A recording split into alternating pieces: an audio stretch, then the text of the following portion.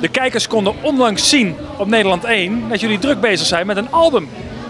Ja, wij zijn heel erg druk bezig ermee en het is nou bijna klaar. Dus ja, ik ben heel erg benieuwd hoe het helemaal gaat worden en zo. Ja.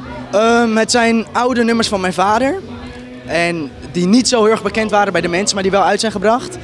En die hebben wij zeg maar gewoon in een nieuw jasje gestoken. En natuurlijk met onze stemmen dan. Ik kan me herinneren dat een jaar geleden had je je eigen single. En nu opeens ga je dan toch weer het repertoire van je vader vertolken. Is dat niet een omschakeling? Ik wilde gewoon toen te graag. En dat ben ik ook niet bang voor om te zeggen. En nu ik met dit bezig ben, besef ik toch wel dat dit is wat ik wil. Gewoon de kant van mijn vader op. En dat is ook gewoon wat de mensen verwachten, hoor ik. Dus daarom, ja. Ja, het album komt op 23 september 2010 uit, ja.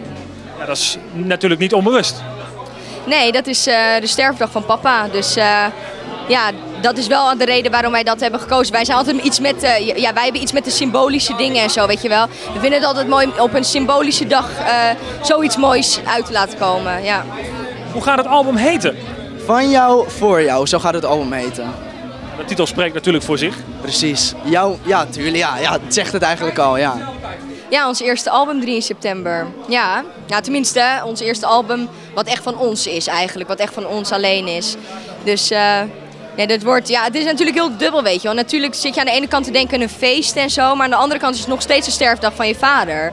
Snap je? Dus ik weet niet hoe we dat mooi gaan combineren. Maar ik denk dat papa het wel fijn had gevonden als we gewoon een drankje erop namen van... Pa, weet je, dit is voor jou. Dat komt wel goed. Ja.